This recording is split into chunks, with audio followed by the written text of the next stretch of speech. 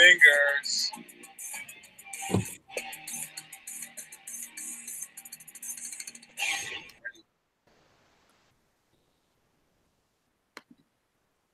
Ladies and gentlemen, it is Friday. This is the one and only Rebar. I am joined with my Texas partner, Mr. J-Dub himself. J-Dub, it's Friday. How you doing? How you feeling? Friday, and I'm feeling very freaky Friday. How you doing, man? Hey, I'm off this weekend. It's Friday. I'm cigar drink, and a tracksuit. Hey, it's leisure town. Fucking Ruski. Yeah, I'm not drinking the vodka though. No vodka for me. No vodka. All right. So it's Friday. We decided we need I could say guest, but we might as well say special guest. I don't want to center anybody out. We've called everybody else special. Everybody's special in this show. So I want you to introduce this special guest. I'm going to introduce our guest today, special guest. His name is Hector Hinojosa from California. Why are we doing California people all the time, man? Yeah, we have a thing for California, I guess. Apparently. So I'm going to say it again. I'm not going to get it wrong this time. Fuck California. So mostly I say that for those who live in California, it's because of their strict laws, whether it be guns, whether it be cigars or smoking laws. People can't even smoke in their own backyard in San Diego and San Francisco and some places, from what I understand. So fuck California. Come to Texas, but don't bring your shitty ass laws over here. Okay? But with that said, we do have one of our guests from California. His name is Hector. And we're going to be talking about Dapper Cigar. So welcome, Hector. Hey, man. How's it going, guys? It's good to be on the show. Yeah. I was thinking you were saying fuck California just because of our, crazy good-ass weather that we got out here. I mean, as far as laws go, California is the exact same as Canada. So I could agree with J-Dub with the laws. But then the part of me that gets me jealous is, dude, you're sitting at a golf course right now. Yeah, that's a good point, man. That is a good point. Yeah, I'm sitting at my home golf course, Ridge Creek, and it's a sweet little links golf course that we have in the Central Valley in California. We don't actually have that many links golf courses around here, if you guys know anything about golf, but this style of golf is kind of like right out of Europe. Really tall grass, tall fescue, and little to no trees. It's not going to ever be shady out here. It's a different style type of golf course. And as far as golf courses go, this one's luckily it's not a private course, and it's beautiful. It's spectacular. I've honestly got a chance and had the pleasure of playing pretty much, I think, all the country clubs in my area through invites. And I got to say, our course here, being a public course, is actually, it's better. The greens are beautiful. So in any case, enough about that. I'm sitting on the patio right now, just enjoying myself. I got the patio myself. It's actually pretty cold. I got a nice heater behind me, as you can see, so that's good. And you are wearing red, so support the military Fridays, right? That's it. That's it. It's all about. So let's do the due diligence, get those out of the way. What are we drinking and what are we smoking, chaps? Hector, you could go first. All right, cool. I'll jump on. So I got a nice lineup for cigars. I haven't lit one yet.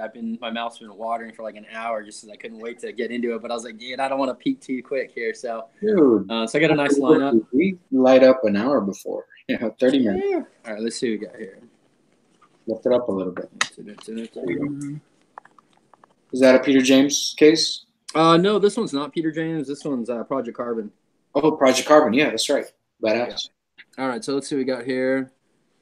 I've got a couple foundation. I got the Wise Man. My favorite foundation, the New Tabernacle Havana C, Connecticut 142. My favorite.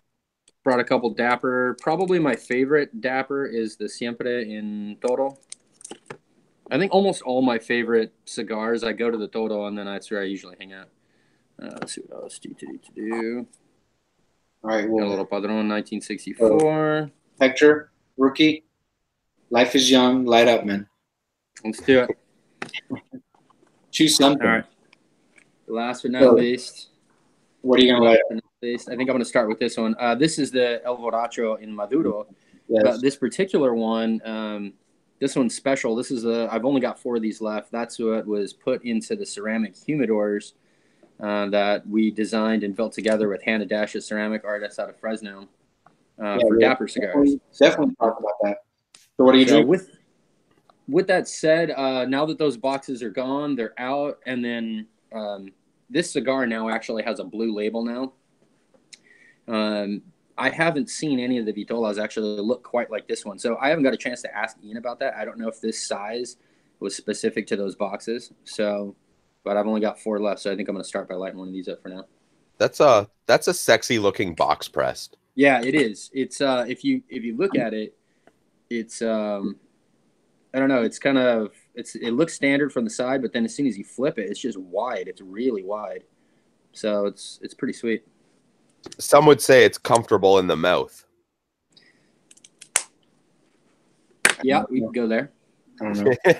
Probably opens up a whole nother conversation for a different show or podcast. But wait, you obviously have not been watching the show. Perfect for the show. So, what are you drinking? Yeah, so I got a stout from Modern Times. This one happens to be on nitro, so super creamy, super good. Yeah. And if I'm not mistaken, I think it's their coffee stout on nitro. So good stuff. And that's stout. I'm smoking, by the way, a Siempre. It's my first time smoking this particular one, which is, I think is the Robusto. It's not the Toro, but so far fantastic. I'm like 20-30 minutes into it, and it's very, very, very, very good. Very smooth. Lots of hints of leather, wood, oak, earth, dirt, Capri Sun, and pine as well, with the butterfly dust for sure. And I'm drinking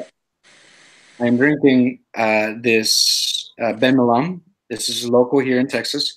It's a barrel-proof straight bourbon whiskey from Blanco, Texas.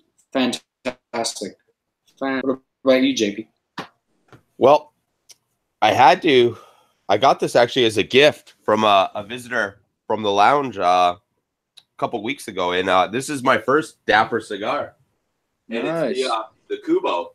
Yeah. And Cuba? Yeah, the acid Cuba. And no, this is like I said earlier, I need to step up my boutique game. I've been slacking over the past year with boutiques. I mean, like super boutiques I've been slacking with. And this is it's a great cigar. And I'm pairing it with Elijah Craig small batch.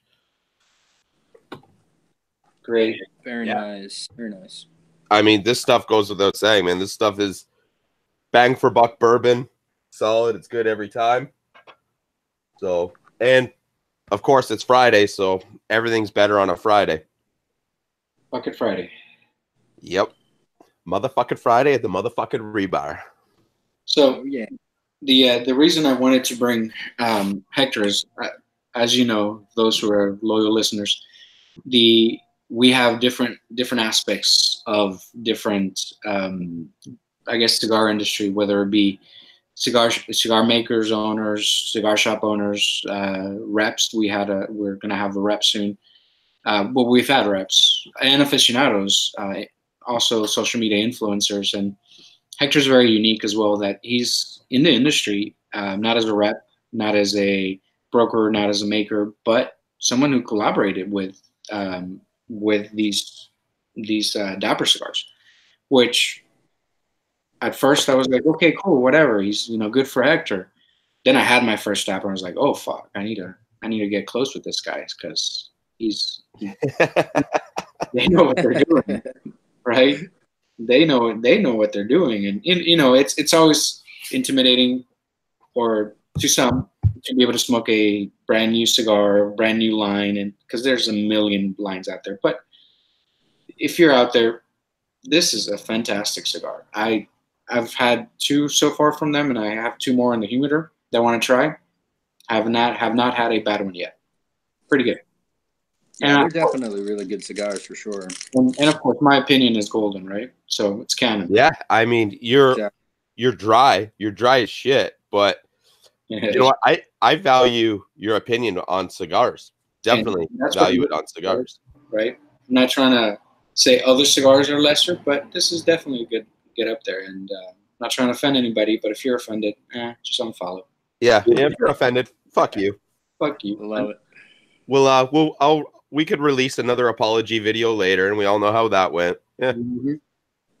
So, so tell me a little bit about your because I know you and I go back a ways back with Hector, but tell me in Instagram, right? You started smoking cigars, you got on Instagram just like I did, and we go way back, and then all of a sudden you got involved in this project with making ceramic humidors. So tell us a little bit about that. Yeah, for sure. So I started smoking cigars. For those of you that may or may not know, I'm a first responder. So I'm a paramedic. I got a history as a volunteer firefighter for 10 years. And then I've been an EMT, a paramedic now. I've been a flight paramedic on a helicopter for a couple of years. And then I've got an interview soon in Sacramento this next week to possibly get back in the air. So I'm stoked about that. But right as I was getting my paramedic license, I just found out that I had passed paramedic school. I was super stoked. The hardest thing that I have ever done in my life, no doubt. I was working 60 hours a week at the time while going to school, brand newly, married as well. And I jumped into a golf tournament and ended up getting paired up with my preceptor. And I had no clue he was actually playing the golf tournament. So a preceptor, he's basically a paramedic who takes the paramedic student. And then once you're ready to actually go practice as a paramedic, you do that with him, although you're still technically a student. So he's the one that passed and signed off on me and said I was good to go. So I ended up joining up with him, and he pulls out a bunch of cigars, and he's like, "Hey, man, you want a cigar?" And I was like, I've had about 5, 6 over the years, and I've never liked one of them. I was like, and I know they're expensive, man. I don't want to burn up your cash. So I was like, thanks, man. I appreciate it, but I think I'll pass. And then he goes into this spiel about, yeah, dude, but you probably had some old stuff from a gas station. And he's like, I picked these up fresh out of the humidor from Cigars LTD. And he's like, I just got these yesterday, blah, blah, blah. Starts talking about temperature, humidity, stuff that I had never heard about when it comes to cigars. And so I was like, all right, you know what? This guy sounds like he knows what he's talking about. And I've never had anybody talk about cigars in that much detail. So I jumped on in, and if I'm not mistaken, he gave me a Dunhill second. So it wasn't even like a premium. It was just one of their second cigars. And I loved every single bit of it. I smoked it for like an hour and a half, and I got well past the halfway point. And I was like, hey, he was like, when that thing gets dark, dude, you just set it down. And I was like, yeah, it tastes amazing. So I just kept going until it got dark and set it down. The rest is history. Right after that golf tournament, I went over and met Micah at Cigars LTD in Fresno. And I picked up my first batch of cigars, and that was it. Not long after that, I got into Instagram within a couple months. And then I met J-Dub probably within a month and a half of being on Instagram, posting stuff about cigars. So definitely go way back. Wow. Cool. I didn't know you were that green into cigars when we, I want to say hooked up. But I think it's fair to say that you're technically one of my cigar daddies. You fucking like birthed me into the world. I popped your cigar cherry. I would love to say cigar cherry, but I didn't. I just introduced you to the wider world, I guess. I don't know. But yeah, ever since I came out of the closet and started, there it is. There it is. I had to use that and show my face. I knew what I looked like for years. Well, all joking aside, when anybody realizes that they actually love the craft of cigars and they start getting into it, pretty quick you start to have a lot of questions, and obviously social media and the internet is great for that. Thank God, but it's great but bad at the same time, I find. 6 of them. Yeah, it can be both. Yeah, absolutely, it can be both. I guess what I'm trying to point out is that, like, if you're looking for answers to questions, though, like you can't find them, And I had a lot of questions, and early on through DM messages, J-Dub had a lot of answers for me, and then so did our boy Aria, Cigars and Life. So a lot of good stuff from him too, and So there's quite a few others out there as well. But I sort of got to add this. I mean, J-Dub, were you non-dryer back in the day? I might be dry, but my cigars are moist. On the topic of the whole cigar daddy thing, and a bunch of our listeners, they'll always pick out something that either I say or J-Dub says from the show, and they'll create a hashtag out of it. I need to beat them to the punch this time, and I'm going with hashtag Who's Your Cigar Daddy? Oh, I like it. I like it. Oh man, I want to say we're original, but I want to say it's already been done, and I don't think I want to click through that hashtag. So Yeah. maybe stuff we're not really ready to. It's cool if you're into that, but just I don't want to click through that. No. If you decide to click, though, you should probably set your phone on private. Yeah. Right. I mean, that's the main point here. So you're saying it's not a good idea for me to change my my Instagram name to Bearded Cigar Daddy? It sounds kind of strong, actually. Well, it does, but it does, but it's sort of bearish strong, I guess you could say. Like bareback strong, or like yeah, wilderness bear, bareback. Yeah, there's. I'm going to interrupt this love affair from you guys, but and that's the thing, JP he flirts with every guest that we have on. So hopefully we'll have an SOTL soon, right? So if you're out there listening, hit us up. We want to know your side of the story from that perspective, and hopefully JP will stop hitting on some of our BOTL. Okay. But in my defense, with Hector, he's got a sick job. He's into cigars. He makes crazy ass drinks, crazy artsy, golfs, hunts.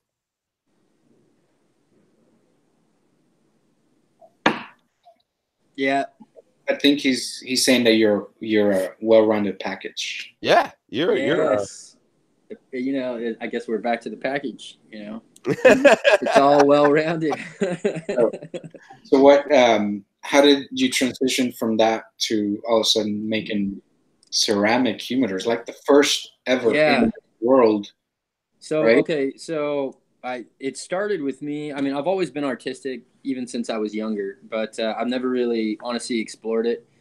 If I wanted to do something, I could typically, do some type of art piece fairly good without really trying very hard. But I didn't really exercise it, and I didn't look at myself as an artist or label myself as an artist. And my sister, on the other hand, she's got tremendous amounts of talent. I mean, you can actually check out her Instagram. I think it's It's Art by Maricela. Anyway, I tag her in a bunch of my art stuff on my art page, the One Art Profit. But so she's the one who really kind of honestly got me to take art seriously. She had been oil painting for probably, I would say 8 years, maybe 7 or 8 years. And not consistently, but often enough, she'd probably create, 10, 12 pieces a year. And and for me, for some reason, oil painting, it just seems classic. All the masters of the old age did it in Europe. And it's just one of those things that for me, art-wise, has always seemed kind of sexy. It's like, if you want to call yourself an artist, you should definitely at some point experience oil painting. It doesn't mean you need to actually do it per se, but so that's kind of how I got into it. I was like, you know what, can you teach me how to oil paint? So I went over her house one day and kind of messed with it, and the rest was history. That was at the end of August 2017, so just a couple years ago. And once I did that, I started doing probably 3 to 4 oil pieces a week through that time. And meanwhile, right at the same time, at the end of August, Dapper Cigars was releasing their first El Borracho and La Madrina. And so I went down, I heard about that event, and I had got a chance to meet Ian on my wife, Becky, her and our anniversary went out for dinner one night, and then I was like, "Hey, babe, what do you want to do afterwards?" And she's like, "Let's go have cigars at the cigar shop." I was like, "Oh man, this is exactly why I married this woman." So we go down there, we go to have cigars, and we went to a nice restaurant, so we're dressed really, really sharp and dapper, I guess you could say. And I had no clue Ian was there, didn't know who he was, and kind of met him right there, and we were just chatting. I always have beer with me, wine, scotch, whatever, and glasses, so I start pulling stuff out to share with everybody. And as I was chatting more, I ended up meeting Ian, kind of got in touch with him, and him and I just hit it off. And I was like, man, this guy's legit. He's a really, really good guy. And so him and I kind of just kept in touch. And then that was actually kind of a rewind, but to fast forward back to the art thing, at the end of August 2017, again, when they released all of that, I went to that show.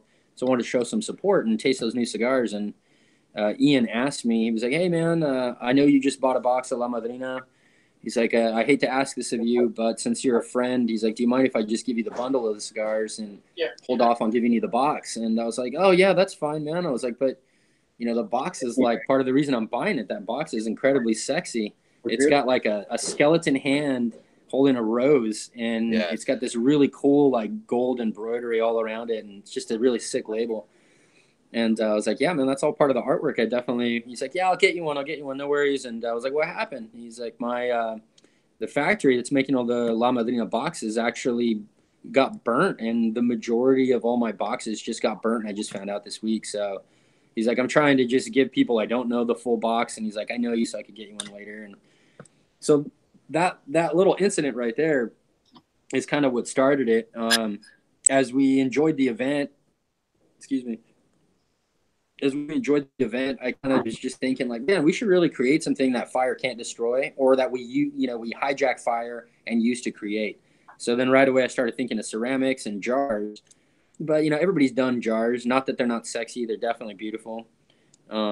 And so then I started thinking of a humidor, and I told Ian right there, we're smoking. I think I was smoking El Borracho and he's smoking La Madrina, and I was like, hey man, have you ever seen a ceramic humidor? And he's like, no. So we sat there. We had about 4 or 5 of us Googling stuff to see who could find stuff first, and nobody ever found anything. And I told him, I was like, hey, dude, so was like, I'm just getting into artwork. I think it'd be kind of cool if we created like a ceramic humidor, and then we can paint the outside of this thing in a really cool way. I was like, I don't know, it's just an idea. So we kind of left it there. And over the weeks throughout the holidays, I was like, okay, if we were to do this, how would we do it? And that's when I came across the Pueblo Talavera style art from Mexico. And a lot of that stuff you'll see on some of the Cuban jars that are ceramic and stuff like that.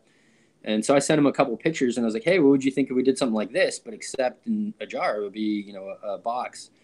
And so he's like, oh, man, that is definitely pretty cool. So that was it. That was through the holidays. We all had our good time. And then 2018 rolls around in January, and he hits me up like second week of January, sends me a text, and he's like, hey, man, was that just like buzz cigar talk, or is this legit? You want to dig in and do this? And I was like, dude, let's do it, man.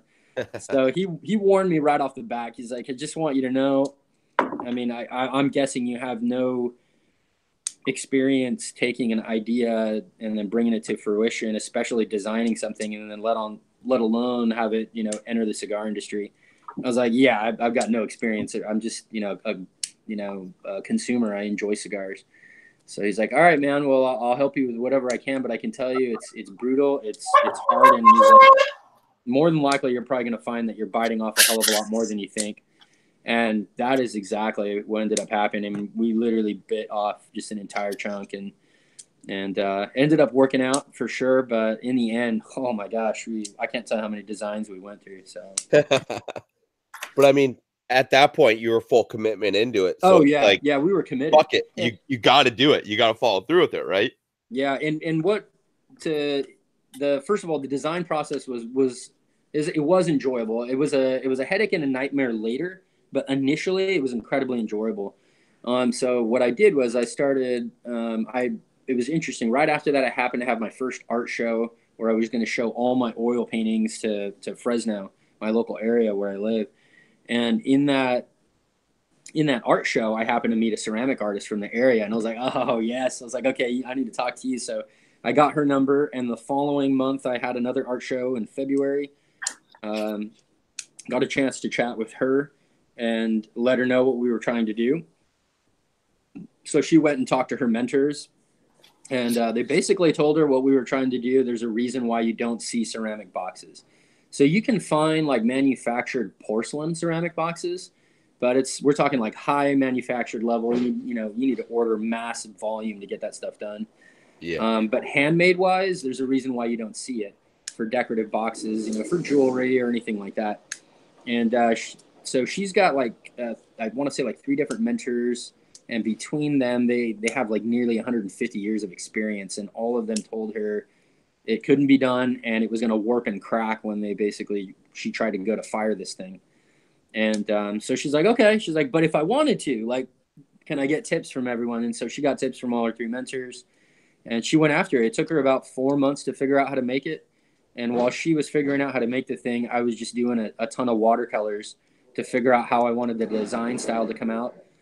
And then as soon as we got it all figured out, I painted them up, and we thought we had what was a full functioning product that we took. It almost did not go to the IPCPR, and it ended up coming out available just a couple weeks before the show.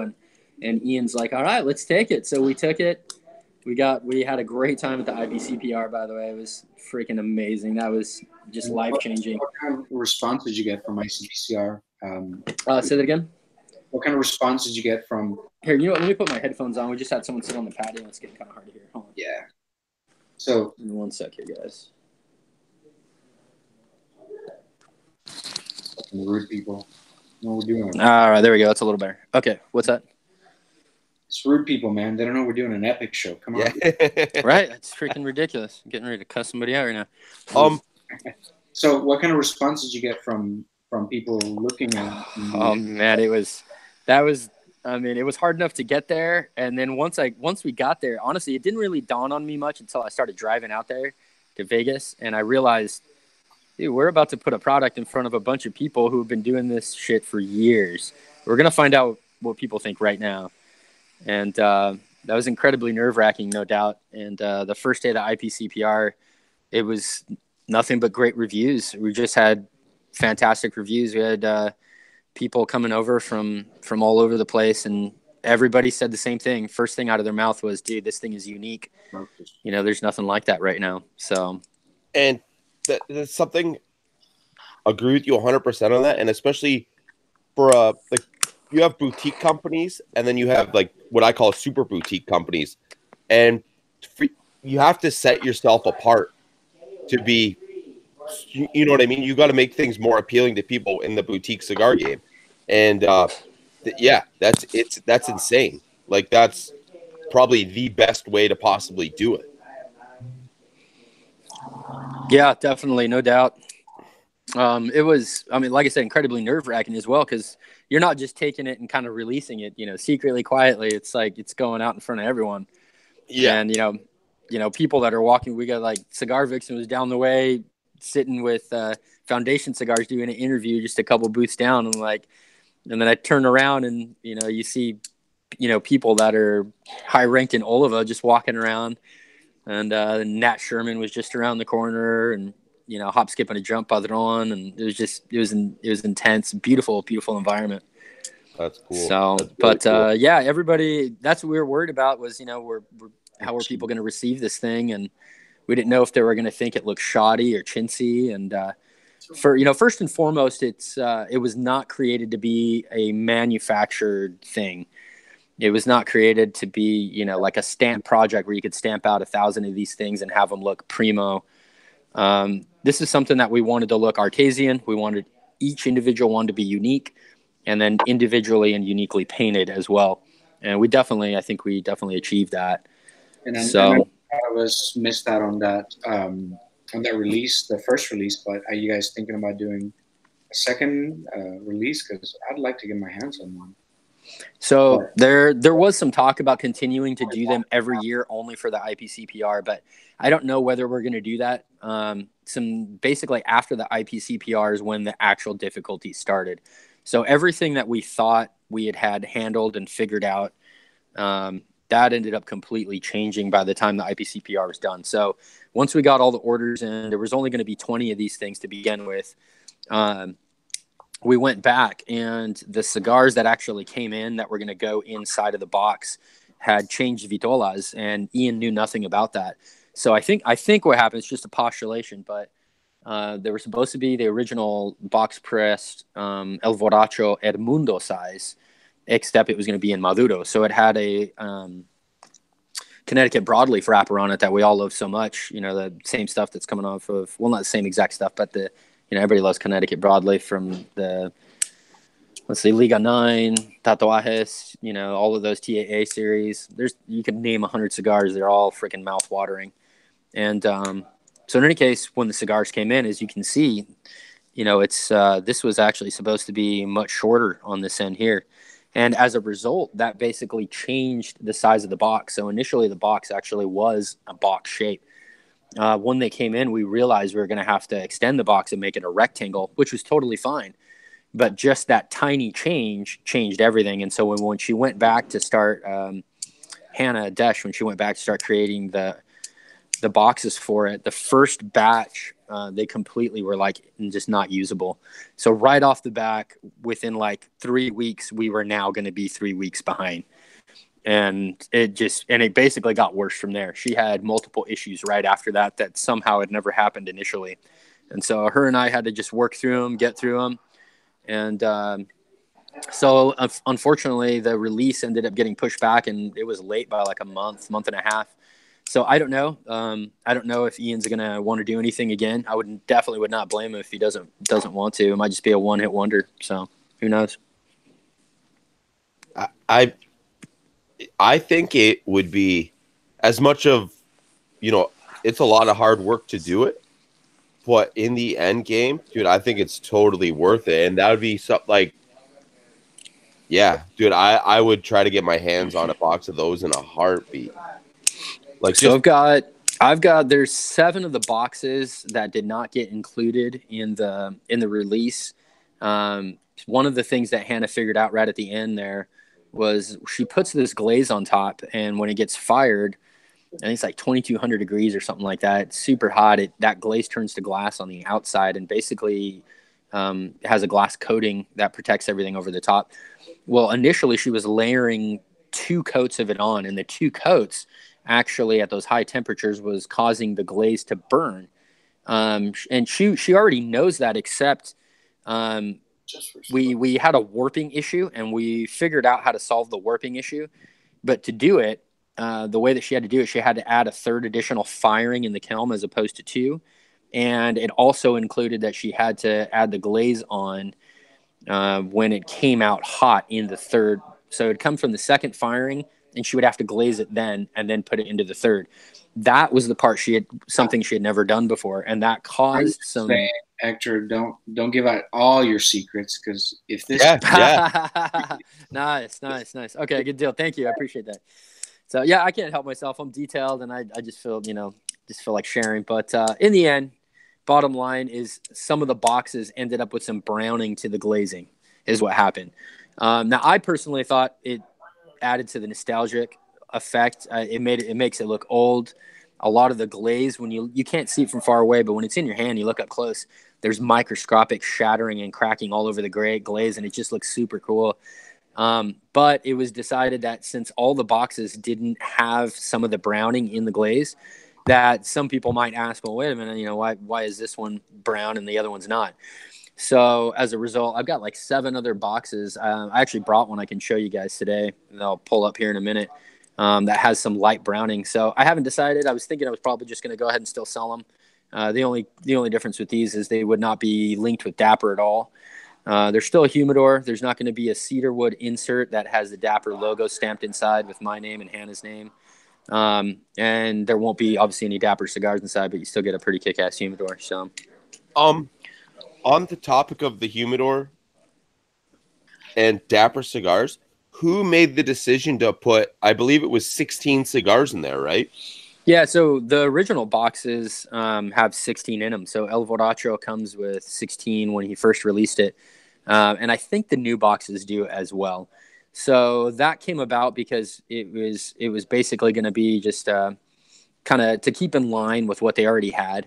So that that was why we had talked, and initially the humidor was actually supposed to be double that. It was going to be a 32 count humidor, just a massive ceramic humidor. But we found out quickly that wasn't going to work. The first one she tried completely warped and cracked and fell apart. So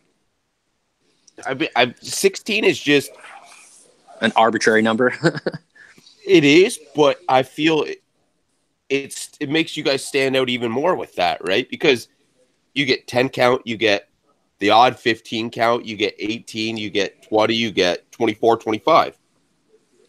Yeah, definitely. I don't know. I don't know if it just looks sexy with we open a box and see 8 sitting on another count of 8. I'm not sure, but for whatever reason, Ian decided that and he rolled with that. And then once we found out we couldn't double that, because like I said, the humidor was going to actually be a larger humidor and have 32 inside. And once we found out that couldn't happen, we're like, okay, well, let's just go back to the original 16 count. So that's what we did. That's cool. Yeah, I mean, 16. It's just it's unique, right? And that's the thing with boutique. You've already done, every boutique cigar is unique. And then you do the box, and then you do the artwork, and then just the count alone. So it's all in general. It's just like, damn, that's unique. Like every step of it, and then the whole the history behind why it's not wood is just. Yeah, it's got a lot of cool story to it. So, do you have any questions, JP, for Hector that you want to pick his brain on regarding? I mean, I could get personal. I mean, I could dig. Hector, what's your home course? What are you shooting? What's your we'll go best golf game ever. Best golf game ever. I've shot a 68 twice. Oh, at my home golf course. Jesus. My home course is super long. So like from the tips, I want to say it's like, dude, no shit. It's like US Open status. It's like almost 7,200 from the tips. I want to say it's like 71.6, 71.8. So that's in every other course, including all the country clubs that are around here in Fresno. They're typically around 68 from the tips. So when I shot it, I played from the blacks, which is just one below that. And okay, from there, so you're not fucking around though. Like no, so from there, it's still at my course. It's still like 6,800 from the tips from there. So it's a large course, no doubt. Yeah, no, I'm usually what is it? It goes ladies, whites, blues, blacks, and then silver or gold usually. Or yeah, exactly. I've been white's the odd time, but I mean the blacks. I typically play from the blue, which is where most amateurs really should be playing from for the most part. Actually, most amateurs should be playing from the whites. If you're semi-decent at all, or you can actually hit it pretty good, you should be playing from the blues. But then finally, one guy, it's him and his dad his son is a scratch golfer, and then he's an incredible golfer as well. I mean, he's just like a 5 or a 6 handicap, and they always see me playing from the blues, and they're like, "Hey, you don't need to be playing from there. You need to be playing from back here at the black. You're not fooling anybody." And so for a while, I did play back there at the black. But with that said, I would say more often than not, I'm playing at the blue. So okay, all right. So I do both, and I even jump to the whites for a while too, because the way that I look at it is like if you jump to the whites and you're hitting decent long drives, you can basically work on your short game now, because you're gonna have like a 9-iron between a wedge in on all these par 4s if you're hitting it that far at that point. And that could actually be really good, as you might need to work on your short game. So speaking of short game, there's a quick search on Instagram shows there's about 6 or 7 different Cigar Daddy accounts. So let's not use that hashtag. I don't want to yeah, all right. Not using Cigar Daddy. Or hashtag not my Cigar Daddy. Hashtag not. There you go. Make it. There you go. Yeah, I don't want to click on that. I really don't. Then these people have these trackers that show, oh, J-Dub's looking at your profile. I'm like, no, let's not do that. It's even worse is we find out Evan has a private Instagram account and he's all the Cigar Daddies. All 6 of them are all Evan. Yeah, it's just like, weird. I don't know if I'm more estranged by the fact he calls himself Cigar Daddy, or the fact he runs another Instagram account and goes by Cigar Daddy? I mean, all right. I feel like Evan had to get. You know what? Evan had the intro, and now Evan's got the talk here, and then he's not here. Evan's our other co-host of the show, he's a Saturday show kind of guy. So I pitched him the Friday idea. He's like, no, man. Can't do it. And I'm like, all right, dude, no worries. Like, we've done shows with you. We've done shows without you. You're basically, yeah. He catches flack whether he's here or he's not here. So I love it. So, tell us some of your pet peeves, Hector, if you don't mind. Sure. Well, like you alluded to earlier, I mean, are we talking pet peeves on the golf course, pet peeves in art, pet peeves with cigars? It's like I got a whole cigars. Lifestyle, right? Pet peeves with cigar lifestyle. What is it? So bigger ones. Well, first, before I dig into my pet peeves, I should say that I'm an ADHDer. So that is part of the reason why I have so many hobbies and why I have my hand in so many different pots. So with that said, I'm going to have like a shitload of pet peeves, right? I mean, I don't want to come off like a dick or anything, but it's just kind of what it is. Cigar-wise, I would probably say, you hand out a good cigar to someone and, they cut a massive amount at the tip, throw it in their mouth, and they're like, yeah, dude, thanks for the cigar. And they just go to town. They're lighting like underneath the wrapper under here. And you're like, oh, dear Lord. That's why I'm a strong believer in it. You always got to keep a second humidor for I call them, they're my dad's cigars. It doesn't matter what I give my dad. It's a good cigar. That's his answer to everything. Yeah. Right. It's a good cigar. So is it a good cigar, or is he just trying to be nice to you? Because that's a big difference, right? No, my dad he just doesn't know any better. Yeah, he doesn't know any better. He's like, he loves it because he is smoking a cigar, and that is a great act, right? So to your opinion, Hector, there are bad cigars. Oh, 100%. There are bad cigars out there. Yeah, no doubt. So what makes a bad cigar? Right off the bat, you need to be able to draw the thing. Like I don't get into too much about whether it looks beautiful on the outside, whether it's veiny or not. I'm not worried about that because I've had cigars that are non-veiny. We're talking about cigars. I've had cigars that are non-veiny and taste amazing, and then I've had cigars that are extremely veiny and taste amazing. So in the end, not worried too much about that. I'm more worried about when I cut it and I draw on it, do I get a nice clean draw? When I smoke on it, do I still have a nice clean draw? And then if I got those covered, then we're at the aromas. Do I have great aromas?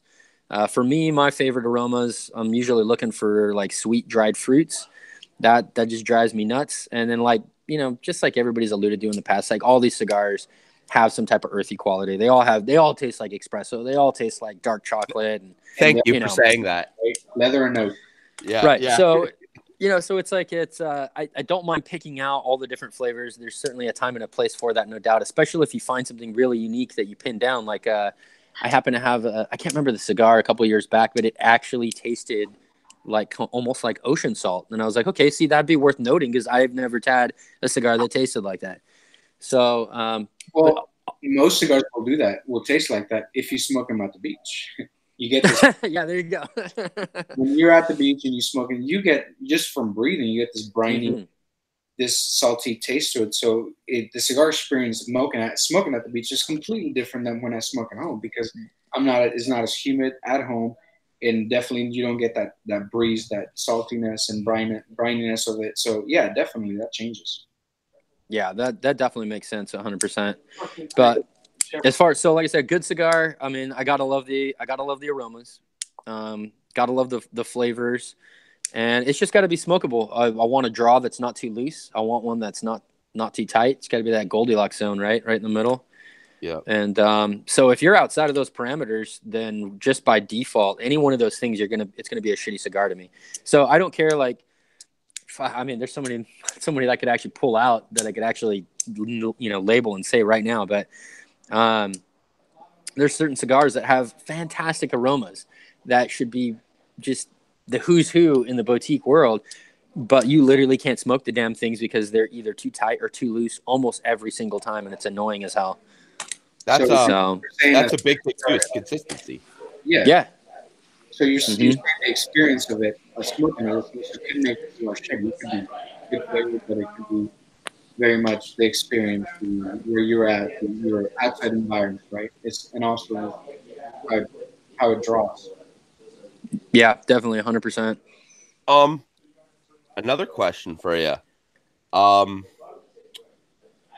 IPAs and cigars, do they pair well together in your Yes. opinion? Okay. This is a great conversation. So I started out with craft beer first before I ever got into cigars, and initially I could not, if I could kind of take it down a rabbit hole for a second, I couldn't really taste all the different flavors in beer, and even wine for that matter. And people would say, "Oh yeah, you should be able to taste this or that," and I never really could. But when I actually joined up and started smoking cigars, um, I think it was a combination of that, and then I had just got newly married, so me and my wife started experimenting with cooking a lot of different food.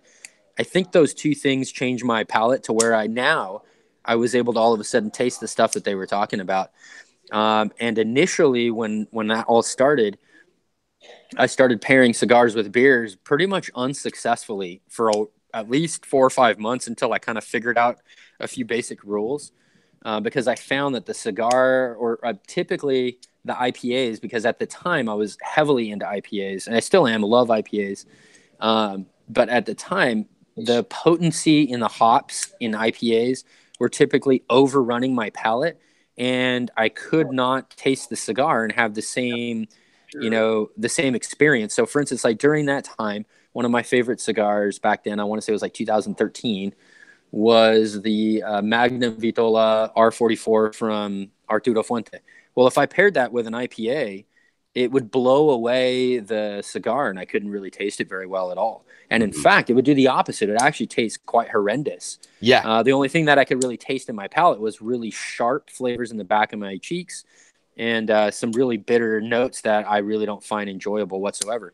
And so for a while there, I was actually advising anybody that asked me, close friends or anybody on Instagram, don't pair beer with cigars because it just doesn't really work, until I figured out some of the secrets. So I came to the conclusion that porters and stouts pair quite well for the most part with just about any cigar. Yes. Yes. With that said, Yes. Many years have passed since 2013, and I am able to typically enjoy an IPA with a cigar now, but I am careful about how I do it. So I would much rather choose like a creamy and hazy, unfiltered IPA to pair with a cigar, because I find that more approachable, and you can let the cigar do the speaking and the beer do the complimenting. With that said, if you know that you're going to have an IPA that's just absolutely potent, okay, then back off on the cigar. Maybe you should be smoking like a natural cigar, something really light, so that you can let the beer do the speaking and let the cigar do the complimenting. So, okay. All right. You know what? That's it's not a IPA and cigars. It's not a no IPA and cigars. So I could respect that, because we've had I want to say it's almost a 50-50 battle now.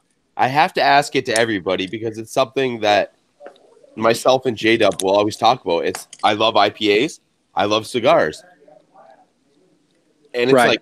like I need to have a fucking beer while I'm smoking a cigar, or I need to have a drink, and it's just like, oh my god, the beer is great. The second you hit the cigar, you're like, oh, what the fuck. But yeah, it's something you love to hate to do. Yeah, exactly. I would definitely say that pairing IPAs with cigars is one of the more challenging things, no doubt. But it certainly can be done. You just have to decide what you want to taste out of it. If you have one hell of a beer that you've been wanting to try for a while, you should definitely try it by itself first initially, and then just a couple sips, and then if you want to get into your cigar, do it.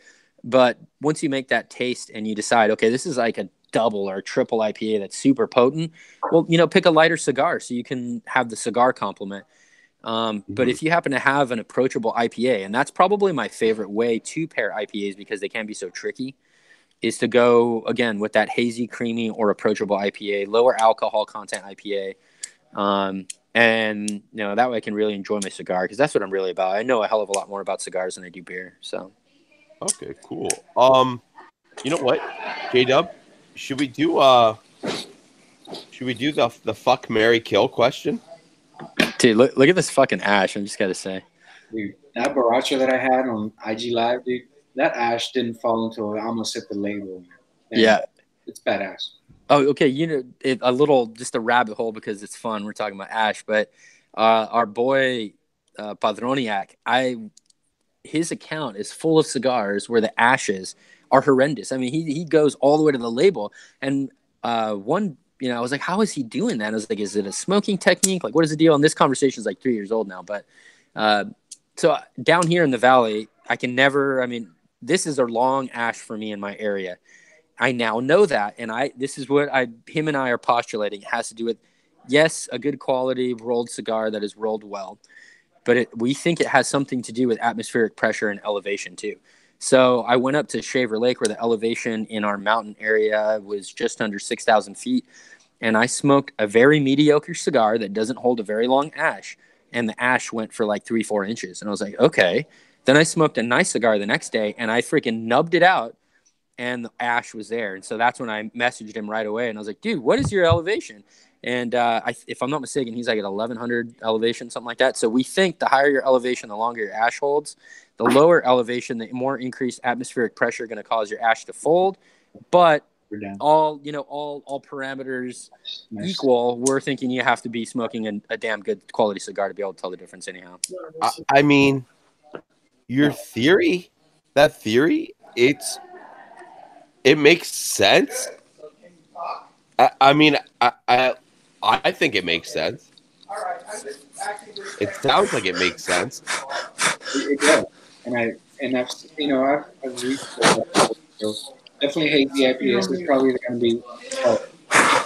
to be the best thing to compare with IPAs. Is something hazy, right? Something fruity, something smooth, definitely not the bitter hop. Too bitter because that's Jada, can you talk a bit closer to the mic? Yeah. So, as I was saying, is there we go. You want to choose something that's hazy, that's fruit. There's a lot of fruit notes into it. If you're gonna do the IPA shit, because if you do too bitter, too hoppy, it's just gonna destroy the cigars. It's either one or the other, right? But anyways, yep, 100%. So, Hector, we got about 5 more minutes or so, but real quick, fuck, marry, or kill cigar. Padron, Davidoff, Fuente. Go. Going Padron all the way. Yeah, definitely got to go there. I've had. Don't get me wrong. My second pick is I'm going to go with Fuente, and I absolutely love my Fuente sticks, no doubt. But I think in the end I got to go Padron. So, favorite stick? You want to go with the favorite stick? Yeah, let's hear. Yeah, your all-time favorite cigar. Yeah, all-time favorite cigar is not Padron. It's Foundation, and that's the new Havana Seed Connecticut 142. So that's a god dang, man. I can't tell you how freaking, for my palate, that's just a phenomenal cigar.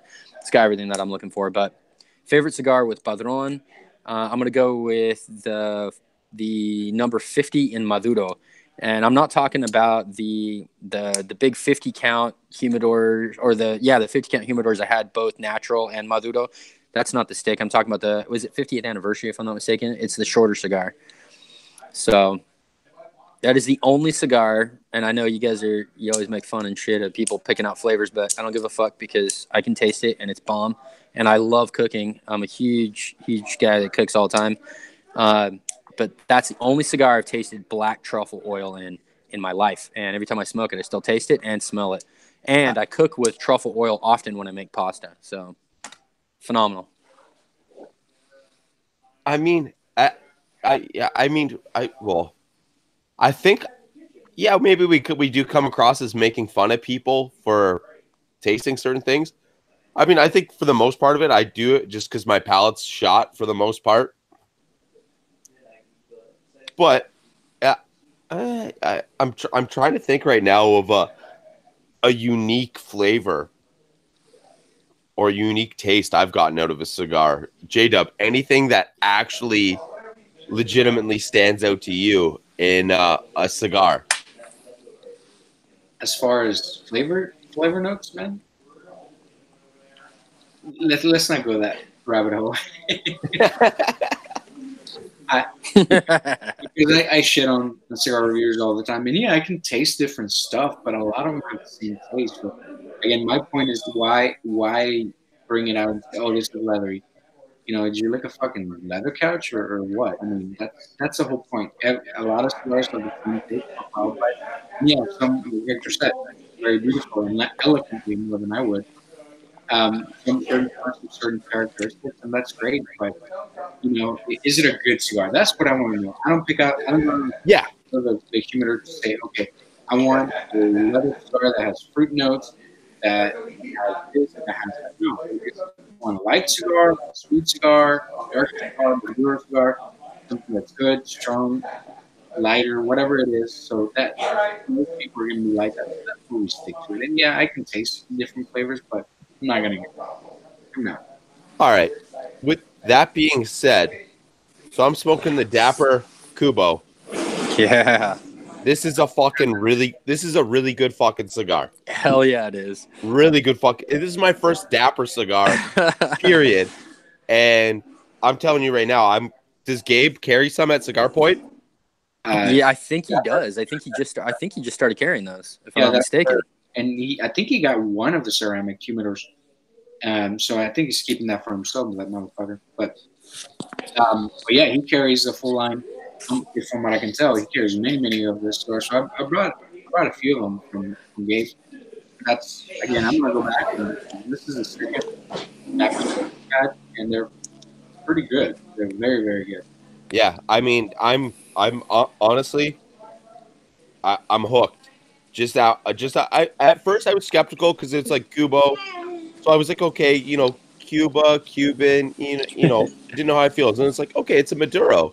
All right, I'm feeling it. All right, boutique, and to be really boutique nowadays, you have to be good. If you're not good, you're gonna stand no chance in the market. You're gonna stand zero chance. Well, so that wrapper right there is a Mexican San Andreas wrapper from Carlos Guzman's farm, and that is the same place that. Did we lose our rebar? Is he gone? Looks like it said he might be gone. I got J-Dub. You got me. Don't worry. Keep talking. Cool. All right. So, yeah, that wrapper that he's smoking, that's a San Andreas wrapper. That happens to be the same wrapper sourced from a lot of the different cigars that are in Foundation cigars as well, which is why I love Foundation cigars so much. And I think that if you really, really want to dig into it and you really want to get into it, you actually find that it's not that you're so much, you know, preferring one label over another. It's where the tobacco is coming from. You know, this guy's farm is outrageously amazing. Quality tobacco is quality tobacco, wherever it is, right? So, so I do appreciate, and that's why I'm okay to try new things. And again, I was a little bit hesitant with trying Dapper cigars, but I'm all in, man. I'm all in with Dapper cigars. I with this second cigar, phenomenal. I had the Bracha first, and then the Siempre that I had now, fantastic, man. So nice, very nice. And I've said be friends with those guys that make good cigars like Roma Craft and Crown Heads and Padron or whatever. It's nice to be friends with those guys because it's hard to be friends with people who make shit cigars. But definitely this is one label I can get behind for sure. Oh, dude, definitely 100%. I think even Crown Heads, that's more Mexican San Andreas right there. Now, I don't know where they're getting it from. Obviously, San Andreas somewhere, but really, really good stuff, no doubt. It's one of my favorite rappers of all time.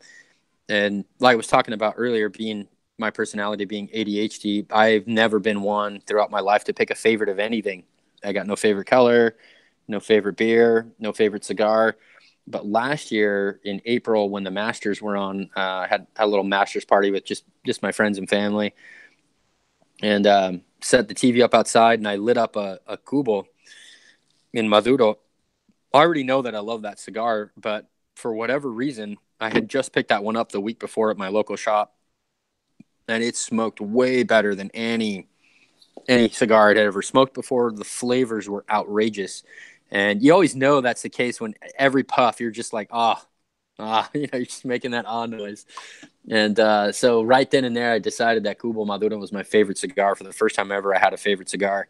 And it didn't last very long. Next, man, for sure. I think I might have one in the humidor, so for sure I'll try it next. But that didn't even last very long, because when we got to the IPCPR, Ian handed me the Siempre in Maduro, or the Siempre in the sun-grown Sumatra, rather. And, oh, dude, we went out that night. We went to, where did we go?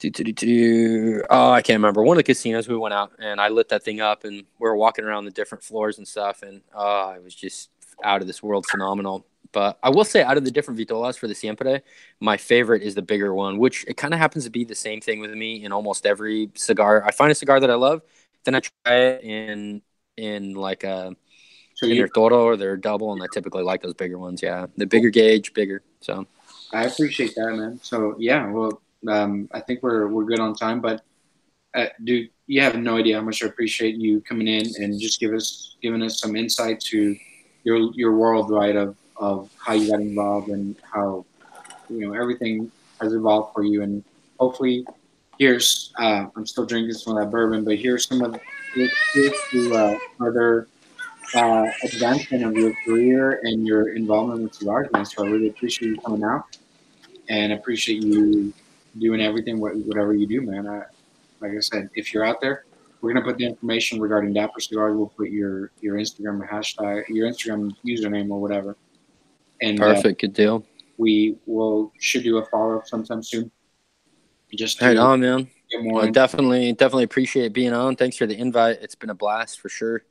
I don't know if there's enough time, but there's maybe one more thing I wanted to do on more of a serious note, if that's okay. Yeah, go ahead. So, like I said, I'm a first responder, so I can't talk about the details of the specific incident because it breaks certain laws. But on the link in my Instagram account, there right now I have a website for a GoFundMe page that one of my fellow EMTs created, and it's we're not raising a lot of money. We're raising $250 for a young man that we met a couple weeks ago. Can't again tell you the specifics, but I can tell you this kid's a good kid. There's little to no one that really kind of sticks out in my head when we help people, honestly, unless they're really basically just on death's doorstep.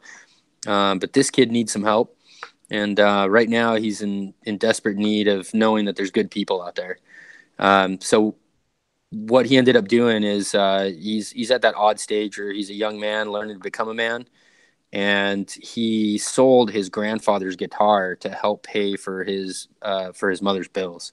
Okay. So what we're trying to do is we're only raising $250. We want to buy him a new guitar at Guitar Center. So if you guys are definitely, I'm all about charity, man. So yeah, you guys hop on there and see if we can make this thing happen. I don't think it's going to take too long. No, not for $250. We can do it, man. Exactly.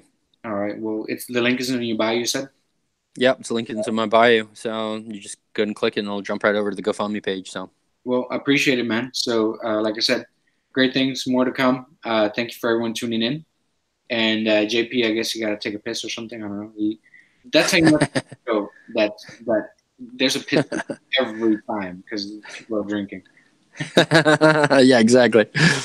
I love it. Good stuff. Well, anytime you guys want to have me back, I would love to jump on. I feel like all we did was scratch the surfaces. So for sure. Yeah, for sure. And then, of course,